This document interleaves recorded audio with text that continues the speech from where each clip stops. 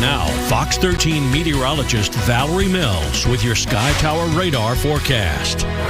All right, well, the countdown is on, and who's counting, right? Yeah, I'm sure we're not, but 29 days until the end of hurricane season. So a little bit of good news starts you out there. We now have another named storm cross off the list. This is well out into the eastern Atlantic. Subtropical storm Patty, 50-mile-per-hour winds. This system is heading off to the east-southeast. Weakening is expected over the weekend as it kind of approaches parts of Spain, likely going to be downgraded as it kind of heads into the start of next week. So maybe just some rain on the way for parts of the Azores and some of those areas. So this, not a concern for us, but it does cross another name off the list. And so next name in line, Rafael. And so if we are able to see that system that I've been talking about all morning long, that's sitting in the Western Caribbean form, the odds have continued to climb that it will.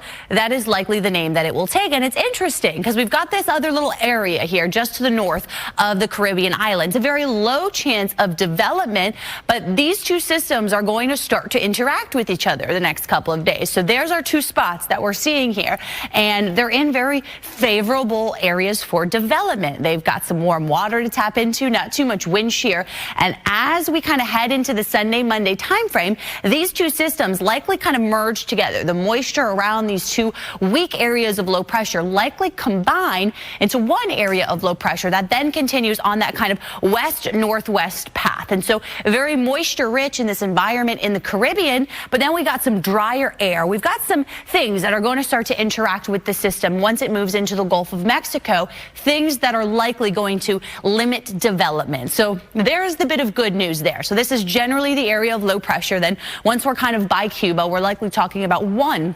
consolidated area of low pressure on that west-northwest track. But then look at all these colors here. This is where we start to encounter some of those hostile upper winds. We've got some cold fronts that are going to be moving across the country. And as this cold front kind of bumps up to parts of the Gulf Coast, it starts to encounter some of those stronger winds, which will kind of battle against this system once it gets into the Gulf of Mexico. So we've got a couple of things working against this system. And so it's while it's sitting here in the Caribbean over those very deep warm waters where that development starts to occur. And so we're looking at kind of Wednesday into the end of next week, Wednesday to Friday, say, to be the time frame when this emerges into the Gulf of Mexico. That's also going to be the time frame where we start to talk about some rain returning to the Sunshine State. So even if this system stays to the west of us, we are going to start to talk about more of those tropical rains returning to the area. And so it's been a while since we've had some rain here around the state.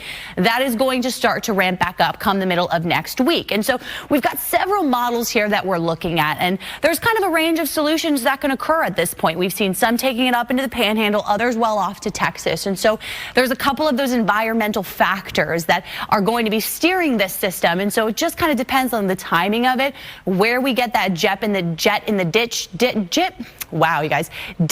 jet stream to start to guide that system a little bit more north once it's in the Gulf of Mexico. A little bit of a tongue twister there. And so a lot of environmental factors at play with this system. It's once we get into fall where we've got all those sharp fronts and steering currents that will play a role in guiding these tropical systems. So over the weekend, spotty showers will be possible. We've got coverage running around 20%. Better chances inland for today.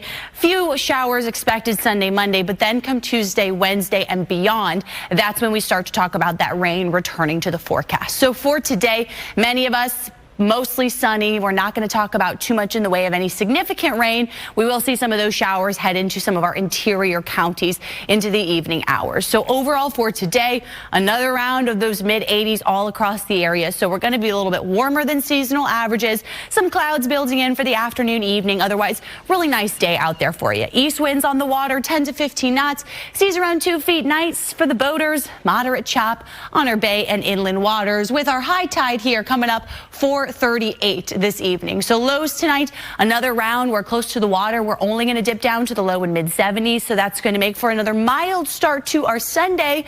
We do gain an hour of sleep. So that is good news as those clocks fall back. Rain chances ramp up come next Wednesday. Hi, everyone. I'm meteorologist Valerie Mills. Thanks for logging on to My Fox Hurricane. We are counting down 29 days until the end of hurricane season. We are starting out our last month of the 2024 hurricane season, and the tropics still showing some signs of life. We'll start with subtropical storm Patty that is well out into the northeastern Atlantic. This storm, 50-mile-per-hour winds. It's not likely going to last for too much longer, as it likely weakens by Sunday and into Monday of next week as it continues on that east-southeast movement, about 7 miles per hour. And so on approach to parts of the Azores, maybe into parts of Spain. Some rain on the way for you, but this is likely going to be downgraded from a tropical system here pretty soon. But that crosses another name off the list. That was Patty there. And so the next name in line is Rafael. And we may be talking about that developing as early as the latter part of this weekend, but more likely over the next 5 to 7 days once this area starts to get a little bit more organized here in the Caribbean. And so the odds have continued to climb that we see something form. Up to 80% over the next 7 days, 60% chance for this to form over the next 2 days. And then we've got another little area just to the north of Puerto Rico, this kind of yellow polygon here, a low-end chance of development. But what is interesting about these two separate waves that we are watching is that likely see them kind of combined into one area of low pressure. And I'll show you that in just a second. But the big picture here that we're tracking for overall the steering flow and where the system might be once it does develop, we've got a strong ridge of high pressure over the southeast. And what this is going to do is block this storm from kind of heading due north and northeast out to sea. And so this travels a little bit more north.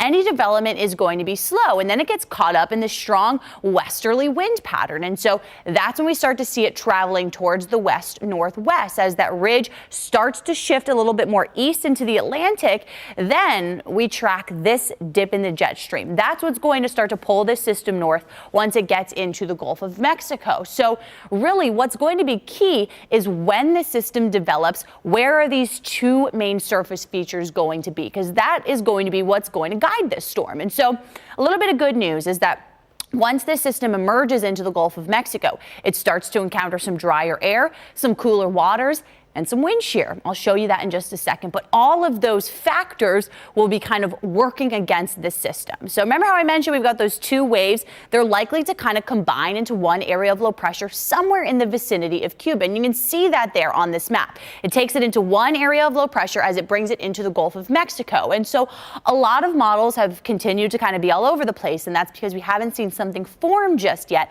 And so there's a range of solutions. We've seen anything from the Panhandle to Texas to even Mexico for seeing impacts from this storm at the middle part of next week. But it does look like this ridge of high pressure is overall going to take this system to the west of Florida. And so that's the general thinking at this point. But it is too soon to talk real details about impacts and who is going to see them from this system, as we just kind of have to wait for it to form, see where it is once it develops. And that's going to continue to guide us into what we expect the track to look like moving forward into next week. But this is what I was mentioning to you. These two separate systems, both of those kind of, we'll see them merge together, and the moisture from those two areas kind of combines. And as it does so, starts to head into this environment where you see all of this brown color here. That is some much drier air, and that starts to get pulled southward into parts of the Gulf and into the Caribbean. And so this drier air is going to battle what will soon to be this tropical system. And so that's going to delimit some of the moisture and slow down the development with that. That's one thing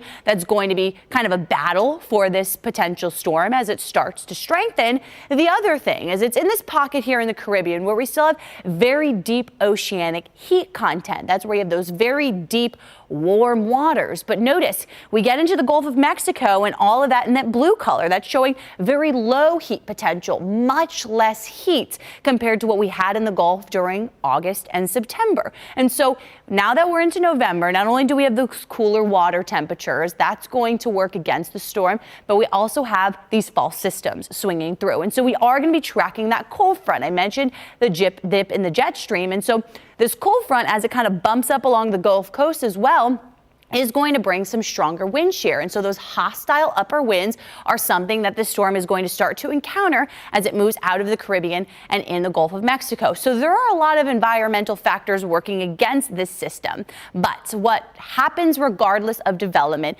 it does look like this system, maybe it just ends up being a broad area of low pressure, but it will start to bring some rain back to the state. And so we look ahead to next Tuesday, Wednesday, and then through the end of the week as this tropical moisture starts to return to the state of Florida. And so we're going to talk about some rounds of rain on the way for us toward the middle and the end of the week. But a lot of our models keeping this main area, this main center of circulation at this point to the west of the state. And so it is too soon to say for sure who is going to get the brunt of the impacts from what is a developing tropical system. So we're just going to continue to watch it. We'll keep updating you as things are likely going to kind of change a little bit here in the next couple of days. But the main messaging, things stay quiet right on through the start of next week. Then Tuesday and Wednesday, we start to talk about some rain and storms returning to the forecast. And now that we are in the month of November, we talk about much more limited areas for tropical development. But the system right here in the Caribbean, it's one of the key areas where we typically would watch some of these late season storms to develop. More updates to come right here on My Fox Hurricane.